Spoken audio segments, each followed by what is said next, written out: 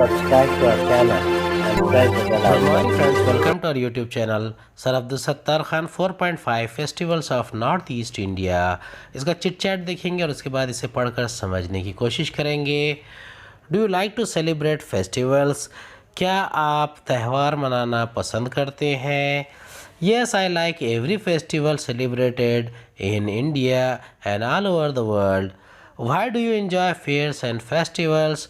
आपको मेलों और त्योहारों से लुत्फ़अंदोज़ होना क्यों पसंद है? आप क्यों एंजॉय करते हैं? I enjoy fairs and festivals because there are all fun and merry making. We wear new dresses, eat sweets, buy things we like and meet friends and relatives. What are the different festivals celebrated in our states? हमारे रियासत में मनाए जाने वाले मुख्तलिफ त्यौहार कौन से हैं? The festival celebrated on state are Diwali, Ganpati, Dussehra, Holi, Makar Sankranti, Gudi Padwa, Ramzan Eid, Bakrid, Christmas. Do you know festivals which are celebrated in other states? क्या दूसरी रियासतों में मनाए जाने वाले त्योहारों के बारे में आपको मालूम है? I know some festival celebrated in other states like Baisakhi in Punjab, Pongal in Tamil Nadu, Onam in Kerala, Durga Puja in Bengal, Rath Yatra in Orissa, Chhath Puja in Uttar Pradesh and Bihar. What is the relation between seasons and festivals? मौसम और त्योहारों के माबैन क्या ताल्लुक़ होता है? Most of the festivals are related with harvesting and sowing season and based on the agricultural activities of the farmers of the states. यानी बहुत सारे जो त्यौहार है वो आम तौर पर ज़राअती सरगर्मियों के दौरान मनाए जाते हैं। चलिए इस सबक को पढ़ेंगे और इसे समझने की कोशिश करेंगे और उसके बाद में हम इस सबक की इंग्लिश वर्कशॉप एंड एक्टिविटीज़ भी देखेंगे। फेस्टिवल्स ऑफ नॉर्थ इंडिया यानी शुमाली या शुमाल मशरक़ी भारत के त्यौहार। Festivals of north east India. अब ये नॉर्थ ईस्ट किधर आता है? ये शुमाल मशरक़ में, जैसे कि आसाम है, मेघालय है, मिज़ोरम है, त्रिपुरा है वगैरह। Read about how different festivals are celebrated in north eastern states of India. यानी भारत के शुमाल मशरक़ी रियासतों में मुख्तलिफ़ त्यौहार किस तरह मनाए जाते हैं, इसके बारे में आपने मालूमात हासिल करना है। आप इंटरनेट पे भी हासिल कर सकते हैं। The northeast region of India, consisting of 7 states, is a place of diverse culture, and the different communities and tribes celebrate their unique festivals with great enthusiasm and joy. Many of their festivals are based on agriculture, and no celebration is complete without the traditional music and dance. Diverse means wired, various यानी मुख्तलिफ मुतअद्दिद क़िस्म के, unique means exclusive, exceptional यानी मुनफरिद बेमिसाल क़िस्म के। भारत का जो शुमाल मशरक़ी इलाक़ा है यानी उत्तर पूर्व का जो इलाक़ा है, जो 7 रियासतों जिसे 7 सिस्टर्स भी कहा जाता है, वो 7 अलग अलग स्टेट, 7 रियासतें, 7 राज्यों पर मुश्तमिल है। मुख्तलिफ़ तहज़ीबों की सरज़मीन है, अलग अलग वहाँ पर संस्कार चले जाते हैं, संस्कृति अलग है। मुख्तलिफ़ ज़ातें, क़बीले अपने अपने बेमिसाल त्यौहार जोश और ख़ुशी से मनाते हैं। इनके बहुत से त्यौहार जो खेती बाड़ी यानी कि एग्रीकल्चरल एक्टिविटी पर मुनहसर होते हैं, और कोई भी त्यौहार जो है रिवायती संगीत, नक्स, रक़्स, डांस के बग़ैर पूरा नहीं होता। नृत्य शैली इसका एक अहम हिस्सा होती है। Blessed with lush greenery and the mighty river Brahmaputra, the people of Assam have a lot to celebrate. So Bihu is the chief festival of this state. It is celebrated by people of all religions, castes or tribes. The 3 different sets of Bihu mark the beginning of the harvesting season, the completion of sowing and the end of the harvest season. What do you mean by lush green? Lush means opulent, means magnificent, ताज़ा, शानदार। lush green यानी बहुत ही ज़्यादा हरा भरा। यानी बहुत ज़्यादा हरा भरा, खूब सरसब्ज और शादाब। ये बहुत बड़ा जो वहाँ पर दरिया है, नदी है, जिसे ब्रह्मपुत्रा कहते हैं। ये वही जैसे कि खुदा की एक नेमत है, और इसकी वजह से इसके बाद आसाम के लोग खुशियाँ मनाते हैं, और उनको ये बहुत ही बड़ा त्यौहार आता है। इस त्यौहार को बिहू कहते हैं। बिहू इस राज्य का, इस रियासत का बहुत ख़ास त्यौहार है। तमाम मज़हब, ज़ात और जमात के लोग इस त्यौहार को मनाते हैं। बिहू 3 स्टेजेस में, 3 मरहलों में मनाया जाता है। पहला इस वक्त जब फसल का हंगाम शुरू होता है, हार्वेस्ट का, और दूसरा जब पूरी जो बीज डाले जाते हैं, बुआई पूरी हो जाती है, और तीसरा फसल का हंगाम ख़त्म होने के बाद, यानी जब फसल काटी जाती है। The Bihu dance is a joyous one performed by both young men and women, and is noted for its brisk steps and hand movement. Unusual instruments provide traditional music for the dance. The dhol, which is similar to a drum, the pepa, a wind instrument made from a buffalo horn, cymbals, and a bamboo clapper. The songs have been handed down through many generations. Bihu competitions held all over Assam attract visitors and locals alike in large numbers.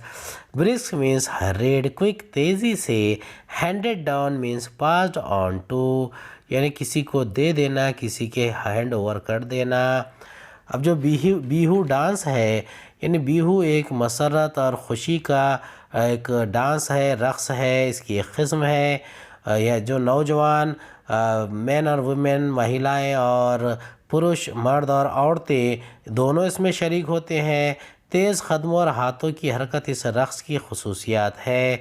चंद अलग किस्म के आलात इस रक़्स को रिवायती संगीत मुहैया करते हैं, जैसे ढोल जो एक नखारे के जैसा होता है, पेपा जो भैंस के सींग से बनाया जाने वाला एक बाजा है, झांझ और बांस से बनी हुई भड़बड़ाने वाली पेटियाँ, सिम्बल्स यानी झांझ, और बाम्बू क्लैपर यानी पेटियाँ। इसके गीत नस्ल दर नस्ल यहाँ पहुँचते हैं। आसाम में हर तरफ बिहू के मुकाबले मुनाकिद किए जाते हैं, और इन्हें देखने के लिए बड़ी तादाद में विज़िटर्स, सयाह, ट्रैवलर्स और मुकामी लोग, यानी वहाँ की जो लोकल पीपल है, वो लोग आते हैं। Living further north in the mountainous region of the Himalayas, Arunachal Pradesh finds a mention in the ancient literature of the Puranas and the Mahabharata. Nature has provided the people of this region with a deep feeling for beauty, which can be seen in their festivals, songs and dances. अब ये जो living further north, यानी जैसे ही हम आगे की तरफ बढ़ते हैं, यानी अरुणाचल प्रदेश की तरफ, तो मज़ीद शुमाल यानी उत्तर की तरफ हिमालय के पहाड़ी सिलसिले में बसे हुई अरुणाचल प्रदेश का ज़िक्र महाभारत और पुराणों जैसी क़दीम अदबी लिटरेचर की किताबों में होता है, मिलता है। कुदरत ने इस इलाक़े के लोगों को खूबसूरती का शदीद एहसास अता किया है, जो इनके त्योहारों, लोकगीतों और रक़्स नाच में दिखाई देता है। The new year festival called Losar is perhaps the most important festival in certain areas of Arunachal. On this occasion, people clean out their homes to bring in the new year and to discard the old. Discard means throw away, यानी फेंक देना। अब जब अरुणाचल प्रदेश के बाज़ इलाक़ों में नए साल का त्यौहार, नए वर्ष का त्यौहार जो मनाया जाता है, फेस्टिवल मनाया जाता है, उसे लोसर कहते हैं। लोसर अहम तरीन माना जाता है। इस मौके पर लोग अपने घर की साफ़ सफाई करके और पुरानी चीज़ों को बरतरफ करके उठाकर बाहर फेंक देते हैं और नए साल का इस्तकबाल करते हैं, वेलकम करते हैं, खैर मक़दम करते हैं।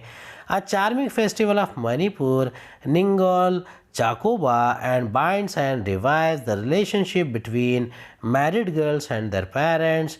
The women and their children are given some toss, feast and gifts during Chirauba, the Manipur New Year festival. In April, people clean and decorate their houses and prepare special festive dishes as part of the ritual. The villagers climb the nearest hilltops, for they believe that this will help them rise to a higher plane in this life. अब जब हम आगे बढ़ते हैं तो मणिपुर का निंगोल चाकोबा ऐसा अनोखा और मनोहरम त्यौहार है जो शादीशुदा लड़की और इसके जो पेरेंट्स होते हैं, वालिदैन होते हैं, इनके रिश्ते को बांध देता है और दोबारा ज़िंदगी देने का काम करता है। इस दिन औरतें और इनके बच्चों की नहायत शानदार दावत की जाती है और इन्हें गिफ्ट्स तोहफे भी दिए जाते हैं। अप्रैल में आने वाले मणिपुर के नए साल के जश्न को चेरोबा कहते हैं। चेरोबा में लोग अपने घरों को साफ सुथरा करके इन्हें सजाते हैं और ख़ास त्यौहारी खाने बनाते हैं। रिवायत के हिस्से के तौर पर देहाती यानी जो गांव के लोग हैं करीब तरीन पहाड़ी पर चढ़ते हैं, क्योंकि इनका अक़ीदा है कि इसके बाहस इन्हें ज़िंदगी में ऊंची सतह पर, ऊंचे मकाम पर चढ़ने में मदद मिलती है। अब एक और फेस्टिवल है, एक और त्यौहार है, द स्प्रिंग फेस्टिवल और Chapchar Kut is an important occasion mostly celebrated in Mizoram. Men and women of all ages wearing traditional dresses and headgear perform folk dances and sing traditional songs on this occasion. Drums, gongs and cymbals add to the festive air. अब यहाँ पर discard means throw away, फेंक देना। Revive means रीजनोवेट, refresh यानी फिर से रिवाज देना, बहाल करना, जान डालना। समटॉस मीन्स स्प्लेंडेड, लाविश, पुरतकल्लुफ़, शानदार के लिए इस्तेमाल करते हैं। Head gear means head dress, पगड़ी, मर्दों और औरतों के सर का लिबास या जेवरात, इसे हेड ड्रेस भी कहते हैं। अब जब ये स्प्रिंग फेस्टिवल चापचार कुट यानी ये मिज़ोरम का है, ख़ास तौर पर मिज़ोरम में मनाया जाने वाला मौसम बहार का त्यौहार है, चापचरकुट है। इस दिन हर उम्र के मर्द और औरतें अपने रिवायती लिबास पहनकर और सरों पर पगड़ियाँ बांधकर और जेवरात पहनकर मुख्तलिफ़ किस्म के लोक रक़्स यानी लोक नाच में हिस्सा लेते हैं। रिवायती गीत गाते हैं। नखारो, गांग यानी थाली की किस्म का बजाने वाला बाजा और झांझ यानी सिंबल की आवाज़ें त्यौहार की खुशियों में मज़ीद इजाफ़ा कर देती है। Wangala or the 100 Drum Festival is the most important festival celebrated by the Garos in the villages of Meghalaya. This harvest festival is celebrated to mark the end of a period of hard work, which naturally brings a good harvest. The dance performed during the festival has two parallel lines, one of the men and the other of women, clad in their festive costumes. While the men beat the drums, the lines of dancers move forward together in rhythmic manner. अब ये जो वांगला यानी एक सद ढोल का एक त्यौहार है। अब ये वांगला त्यौहार में मेघालय के देहातों में मनाया जाता है और वहाँ पर मनाया जाने वाला ये गारो जो ट्राइब है, गारो जो क़बायली है, ये गारो क़बायली अवाम का ये सबसे अहम त्यौहार है। अब ये जो फेस्टिवल होता है ये हंगाम होता है यानी जब फसल काटी जाती है। ये इस ज़माने में सख्त मेहनत के दौर के ख़त्म होने का अख्तिताम का त्यौहार है, जिसके नतीजे पे क़ुदरतन आने वाली अच्छी फसल के मौके पर मनाया जाता है। इस त्यौहार के दौरान जो रक़्स किया जाता है इसमें दो एक साथ चलने वाली यानी मुतवाज़ी लाइन होती है, लकीरें होती है, कतारें होती है, एक मर्दों की और दूसरी औरतों की, जो अपने जो त्यौहार का जो लिबास पहनते हैं, ड्रेस पहनते हैं। जब मर्द नख़ारे बजाते हैं तो रक़्स करने वालों की कतारें एक साथ आगे पीछे होते हुए ताल में नाचते चले जाते हैं, यानी एक ताल के साथ वो नाचते हैं। The main feature of festivals in Tripura is that all the people join in the celebrations. Many of the dances performed during some of the festivals represent hunting, fishing, food gathering, and various other activities.